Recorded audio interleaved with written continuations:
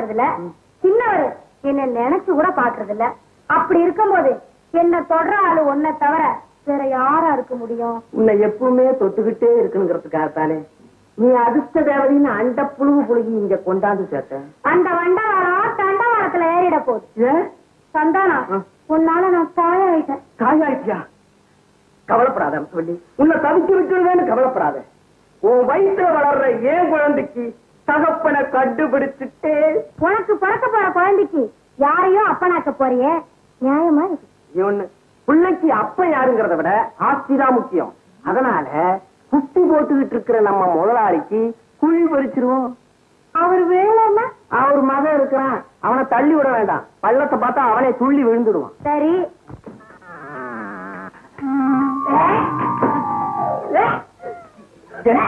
என்னமா வாந்தி? நான் என்ன பூண்டி நான் சொன்னேன்? வாந்தி இருக்க என்ன காரணம்? பித்தமா? இல்லங்க, பிரச்சனை. பிரச்சனையா? அச்சரிய போட்டு ஆசீர்வாதம் வாங்கறதுக்கு முன்னால நான் ஒருத்தர் இச்சைக்கு ஆளாயிட்டேங்க. அச்சையா சொல்லுமா? பையன் யாரு? மாமா.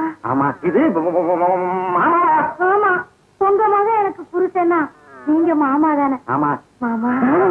விட்டு விட்டு விட்டு வாசல் கூட்ட வந்தவரை வாழ்க்கை துறவி ஆக்கிட்டியடா.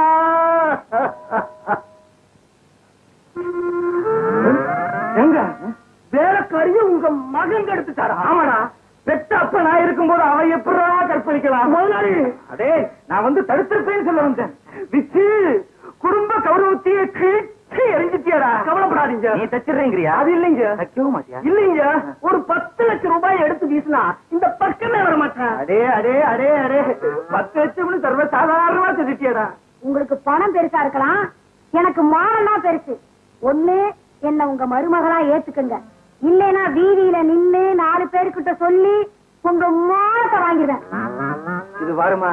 ஏதோ நீயும் என் மகனும் கணவனும் மனைவியுமா கள்ளத்தனமா நடந்திருக்கீங்க. பரவாயில்ல, போனா போகுது. நாளையில இருந்தாவது அண்ணன் தங்கச்சியா நடந்துக்குங்க. முன்னாடி அண்ணன் தங்கச்சியா நடந்துக்கிறது கூடவா நீங்க இப்படி சொல்றது?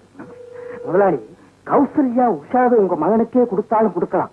அந்த நேரத்துல இந்த விஷயத்தை கேள்விப்பட்டாங்கன்னா விபரீதம் ஆயிடும். அதனால தட்டு புட்டுன்னு பணத்தை கொடுத்து சரிக்கிட்டிருங்க.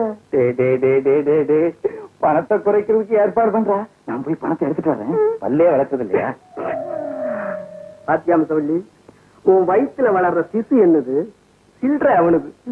ஆயுது முழுக்க உழைச்சாலும் இவ்வளவு பணம் கிடைக்குமா? சரிங்க, 10 லட்சத்துல ஏதாவது குறைச்சிக்கணும்னு சொல்லிட்டு போனாரு. எவ்வளவு குறைச்சு கேட்க போறீங்க? 9,99,999 ரூபாய். இத வச்சு அட்ஜஸ்ட் பண்ண சொல்லு. இதுல எவ்வளவு இருக்கு? 9 ரூபாய் 99 பைசா. என்னங்க அது? கர்ப்பத்தை மறைக்க 10 லட்சம் ரூபாய் கேட்டா அற்பத்தனமா 9 ரூபாய் 99 பைசா தரீங்க. வேலைக்காரி கருப்புக்கு இந்த பணம் போதாதோ? இந்த பர்மா, இது சாதாரண பணம் இல்ல, இதுக்குள்ள ஒரு பெரிய சரித்திரமே அடங்கி இருக்கு. சரித்திரமா? ஆமா, என் பையனுக்கு குழந்தை பிறந்தா 10,000 ரூபாய் காணிக்க செலுத்துறேன்னு வெங்கடாஜலபதி கிட்ட வேண்டிக்கிட்டேன். 10 ரூபாய் செலவுக்குள்ள பையன் அவசரப்பட்டான்.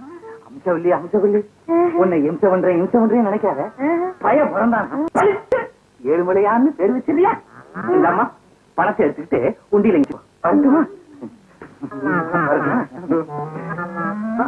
என்னையா உன் திட்டமும் நீயும்? விடாம்சவல்லி, இவன் இல்லைன்னா உன் குழந்தைக்கு வேற அப்பனை ஏற்பாடு பண்ணிட்டேன்.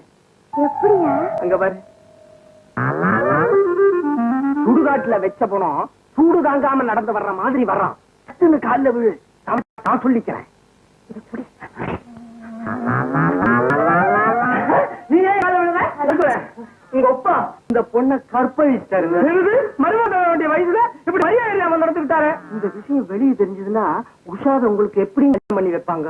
எனக்கு தேவையில்லை, நான் தான் இன்னொரு பொண்ணை லவ் பண்றேன். பட் கட்டுப்பண்ண இவள எங்க அப்பாவுக்கே கட்டி வைக்கிறேன். அப்பா நில்லுங்க.